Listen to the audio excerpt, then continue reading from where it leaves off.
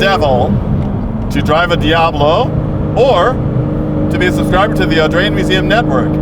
Join me and our friend Jay here in the network to watch great videos. Subscribe, comment, tell your friends.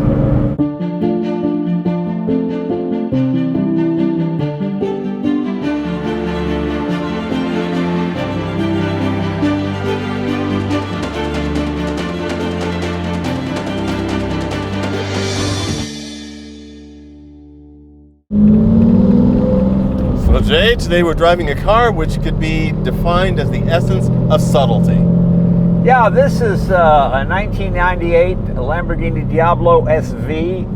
Monterey edition. Monterey edition with twin superchargers, done by Lamborghini, not done by anybody else. Correct, Lamborghini USA.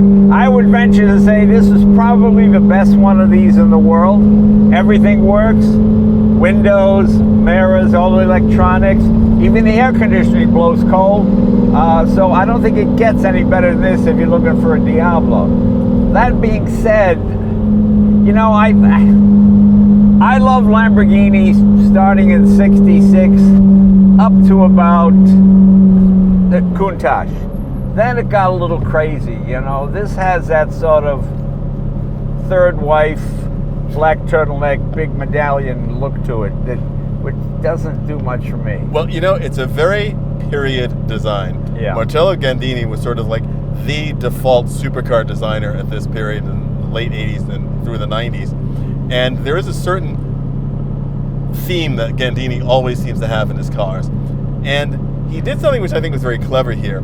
You can tell that this is a car that's related to the Countach, right, not being the Countach. So in that way, it's sort of clever to maintain a Lamborghini brand identity, which is something that, frankly, Ferruccio Lamborghini, as brilliant as he was and the brilliant people they had working for him, the company, when it first started, and I too love early Lamborghinis, was a bit confused. I mean, you realize that in just a span of 5 years, they had made the 350 GT, right, the Miura, the Espada. I mean, what was a Lamborghini? Yeah. It was all these things. They're all wonderful, but they really didn't have sort of a family and then it has that sort of, please welcome Frank Sinatra Jr.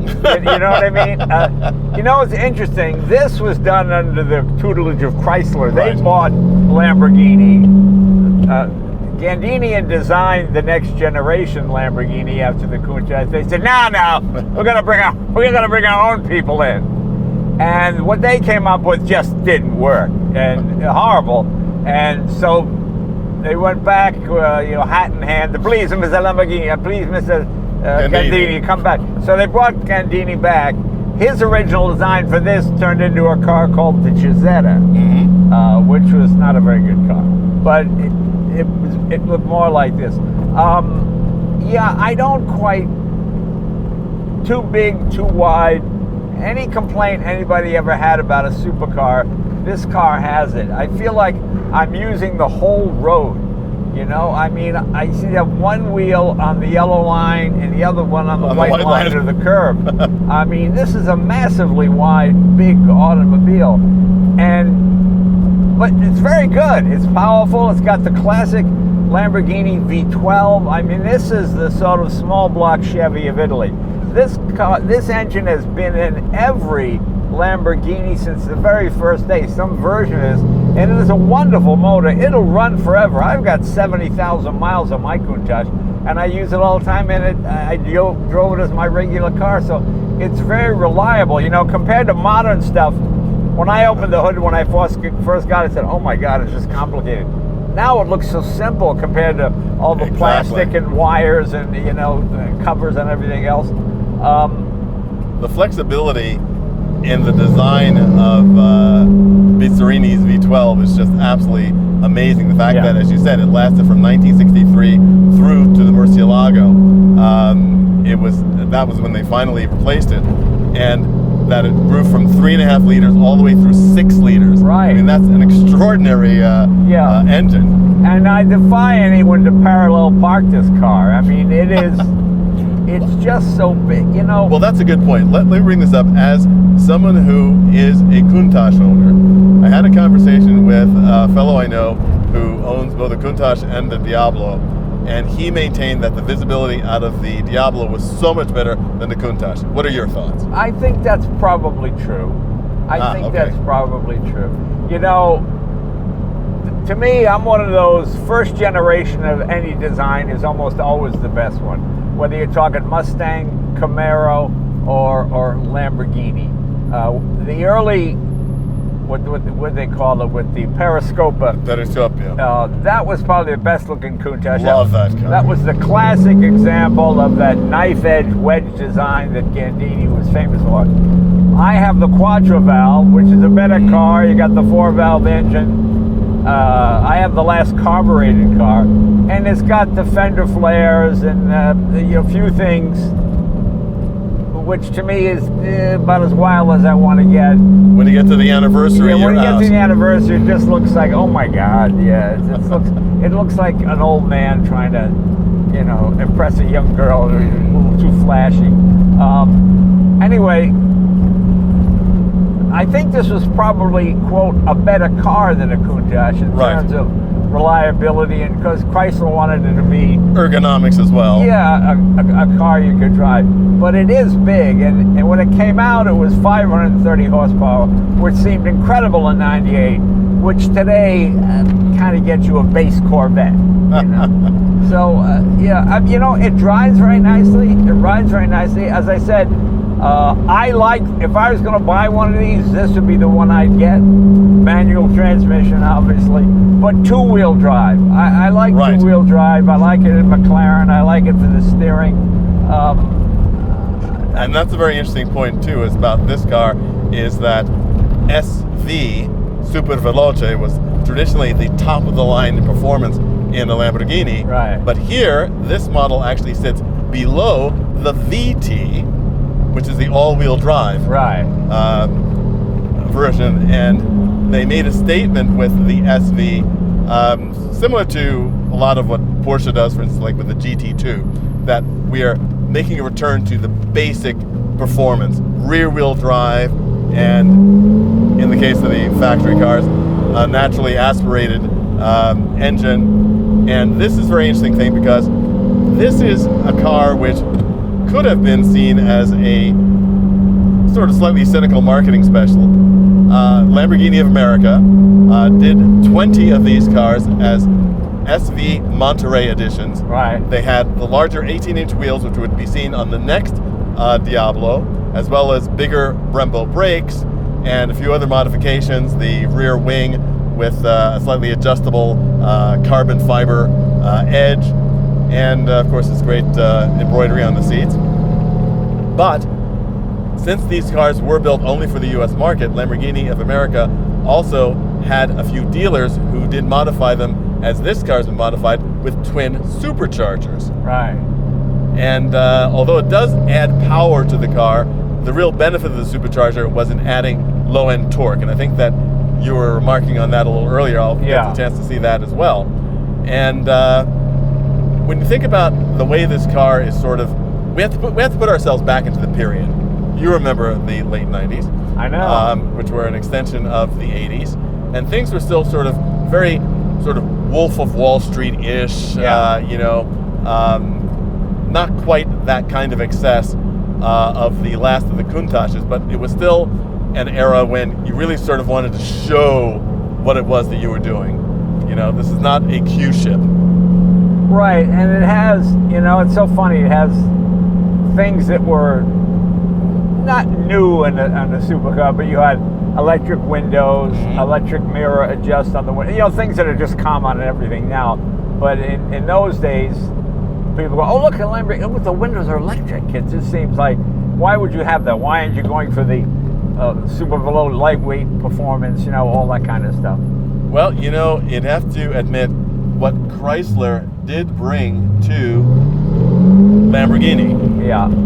A lot of people sort of laugh at big companies owning specialist manufacturers, but certainly Lee Iacocca had a very, very, very warm spot in his heart for Italian car manufacturers, and because when he was at Ford, obviously he did the deal with De Tomaso for the Pantera, and with Lamborghini, it's always been one of those companies that's been always very romantic to people. People have wanted to rescue Lamborghini and save it from itself. And I think that it did not do badly under Chrysler, quite frankly. Yeah. It's certainly thriving today under Audi and the Volkswagen Group. Well, here's an example. I think Leno Cook bought it for what, $5 million for the whole company? That's unbelievable. Even back then, that was unbelievable. And Chrysler made a profit selling it to Audi. I think for it's got to be somewhere around. I was going to say, I've got the figure wrong, but quite a large multiple on what they bought it for. You know, it's funny. It does the classic supercar.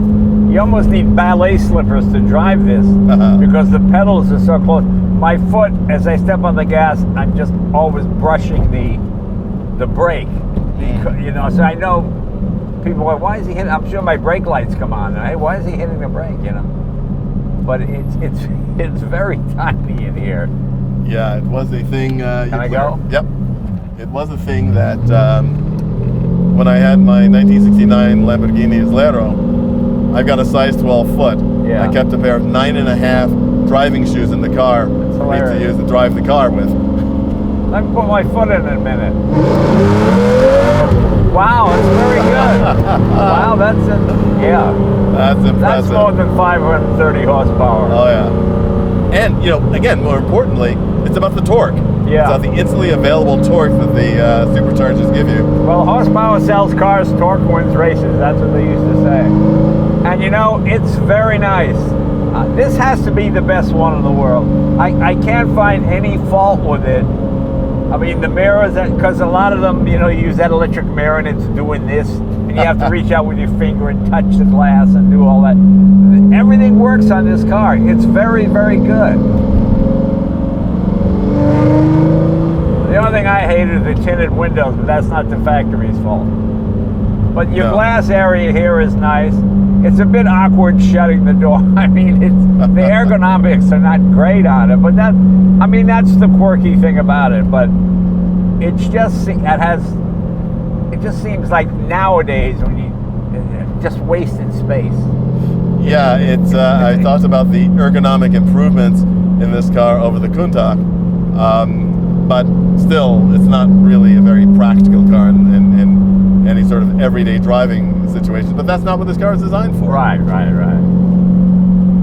Getting groceries was not the Diablo's job. And it's funny, when you look through the rearview mirror, there is a mesh screen over the glass, so you get that visiting day at the prison yard look, you know? For example, you have to move your knees to put the blinker on. You have to put the clutch in. You got to put hilarious because it's just so tight in here.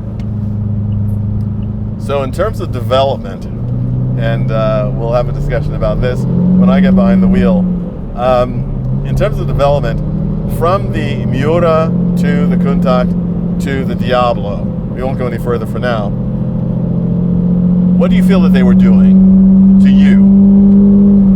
Well, to me, I always thought of early Lamborghini as best collector car because you get the best of the period experience. Mm-hmm. A Miura was a great car, but it's a better classic car. For example, as a sports car, it was okay. As a classic sports car, you can look and see the carburetors, you know, the linkage working behind your head. It makes all the right noises, the induction noise. I mean, the experience of being in a classic Italian sports car, it's all there, you know, which has been sort of drummed out of so many cars now. So it's not aerodynamic at all. In a Miura, you get up over 120 and I mean, those front wheels are... You think you're in takeoff roll. You're off the ground. I mean, you can feel how light the steering gets because you realize you're riding like 1/8 of an inch. I mean, so like against a Ferrari Daytona, I think the Daytona probably would have beat it in period. But for now, it's more fun because just the uniqueness of the sounds and the smells, and it makes just a wonderful car to drive. And so from that to the Countach. Huh? And so from the Miura to the Countach, how do you... Well, I like the Countach, but I like the Miura better. I have to admit that. The thing I like about the Miura is it's androgynous. It has both male and female parts to it. The front is supposed to mimic a woman's eyelashes, the front headlight, and the rear has the masculine kind of haunches. You know, the best cars are always a little bit of both. Even women I know that don't care about cars love an XKE because there's something about it. Yeah, that shape is amazing. It's extremely feminine, but it's also extremely masculine. So, I mean, it's interesting. This has that women going, "How old are you?" kind of look to it, you know. You know, so you kind of have to. It's a flash car. It's a Studio 54. It's disco. You know, you got Donna Summer playing in it. You're driving down. Fantastic. And there's nothing wrong with that. It's fun. I enjoy it too. And I have to admit, I really like driving this one. This one is the best in the world because everything works on it. It makes all the right noises. And make no mistake, this car is loud. It is indeed. All right, why don't we pull over and take a look at that supercharged engine, and maybe I'll get a turn behind the wheel. Yeah, I'd like to get your opinion. So Jay, let's talk a little bit more about the shape. You know, I just love shapes that are like liquid metal, and this has got an incredible softness to it, which is why, you know, again, it reminds me a bit of the concept of the Miura as opposed to the Countach. It's very hard-edged and yeah, I know what you're saying. It just seems like it's an inch too long in the wheel, but just you know, it looks like I took a Lamborghini, I stretched it a bit, you know, it seems like it's longer than it should. When you sit in it, you realize, oh, that's why it has to be this long, because your engine and transmission takes up such a huge amount. And one of the things, of course, which is so glorious about the Miura is the transverse mounting of the engine, right, which makes such an incredible difference in the packaging of the car. But Gandini was probably, I mean, Giugiaro did a great job as well, but Gandini was probably the man that designed the most attractive and interesting mid-engined supercars, because it's a difficult thing to design because you've got tons of it. It's like, they should all look like Auto Union Grand Prix cars, you know, which are like all rear end and no front. Right. But you call that a Kardashian. Exactly. Speaking of which, let's take a look at this engine. Right.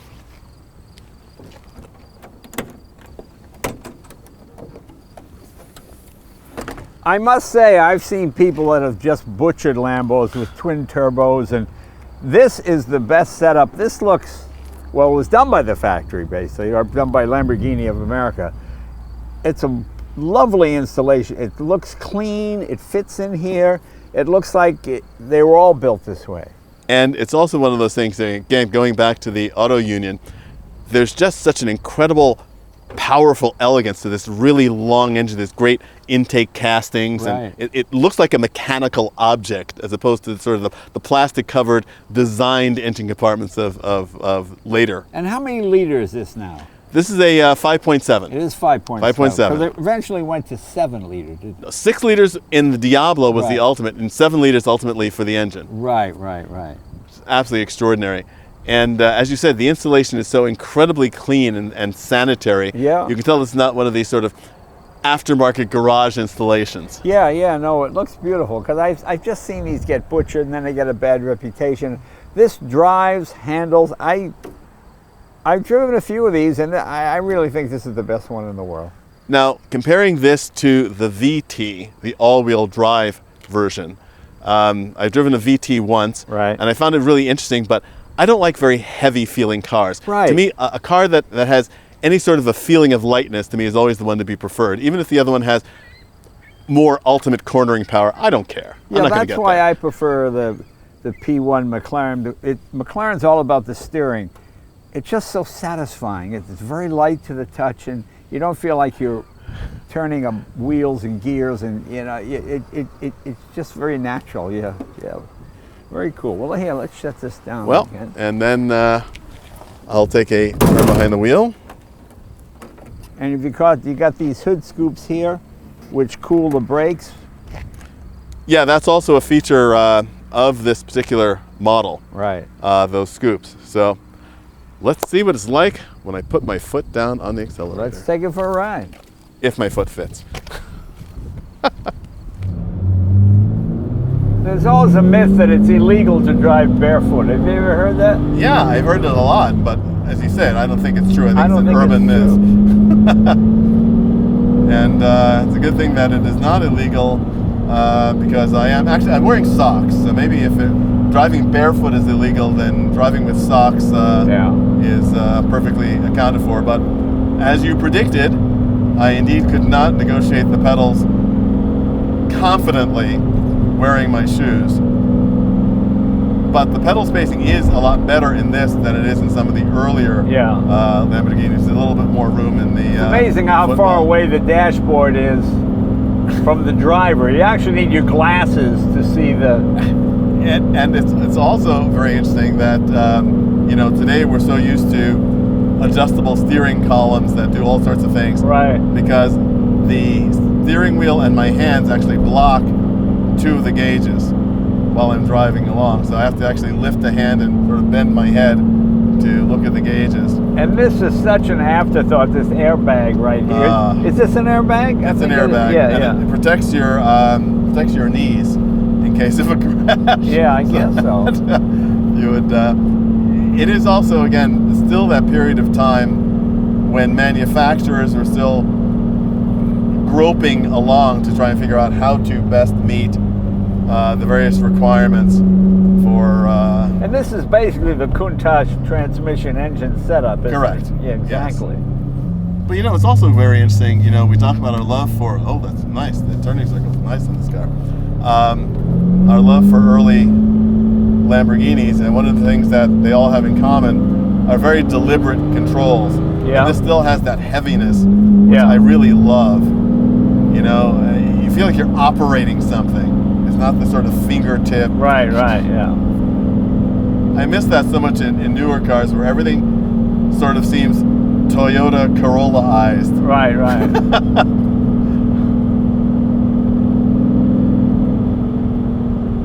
And there is that, there is a resonance I'm in second gear right now, and we're about 2,400 RPM. There is a resonance at just about 2,000 RPM that, like right about there. Do you hear that? Yeah, there is an Apollo 13 feel to this thing, like you're in a capsule. And this window is pretty amazing how big this window is and how much window you get. I mean, I like that. And at first we commented on the fact that it was slightly annoying that the window doesn't go all the way down. Yeah, the fact that the window opens as much as it does, as opposed to the little, postal slots. The Countach window you get, right. If you go to Wendy's, you got to get the single patty because you're not going to get the double through that window. Yeah, it's very, headroom very is very good. Headroom is great. The room in this car is great. There's lots of shoulder room. I mean, there is a certain advantage to the packaging this car has. It is huge, but that also makes it pretty commodious, despite the width of this center stack, which is also pretty funny because there's no transmission there, so this could be this thin. It's one of the things that in the Carrera GT I think is so great because that whole center stack is so beautifully sculptural and well, the thing I love about the Carrera GT, it reminded me when I was a kid, I thought the sexiest thing was the Alpha 5-speed up here. So you moved your hand this way. And most cars, American cars, are 3-speed. Then you got the optional 4-speed. Here's a car with 5-speed. That just seemed unbelievable. And you talk about directness. I mean, that gear shift lever came directly out of the transmission. Right. Oh, this responds at once. I know, isn't it very nice? Yeah. And I've always been a fan of supercharging. I had one of the early BMW Mini Coopers, and the S was supercharged, and I absolutely loved it. Yeah. Fantastic thing, and of course... I wouldn't buy one of these, but I would buy this one. Yeah. Because this really is the best one I've ever been in. Everything works, everything seems fine, everything well thought out. And also for a car this age, built by a small manufacturer, it's also really well screwed together. There's no rattles or squeaks, which again is really shocking. I mean, this feels like a brand new car. Yeah. How many miles on this thing? It is low mileage. It's got just under 12,000 miles. It's about 12,000 miles from new. So So, but it's amazingly solid.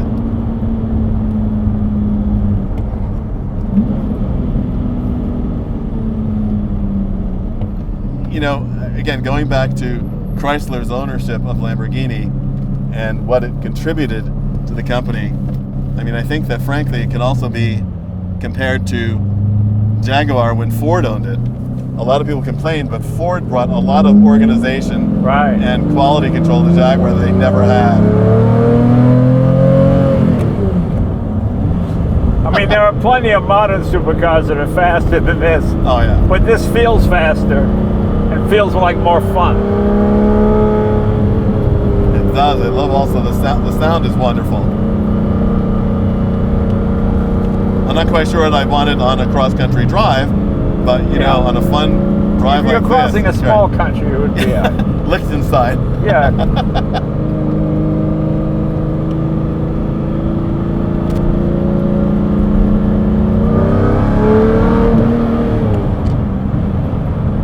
And it's also very comforting to know that they did put the big Brembo brakes into this car so that it has the stop to accompany the go, which is always useful. It really revs easily also. It really does, yeah. And I have to say that, you know, we were talking about the visibility. The view out of the mirrors, the visiting day at the jail, notwithstanding, the side view mirrors is really good, but you do get a lot of hip of car. Yeah. You know, but it's good to know where the car ends. I'm still not sure. I think that for me, the visibility is just about the same as it is out of the Countach.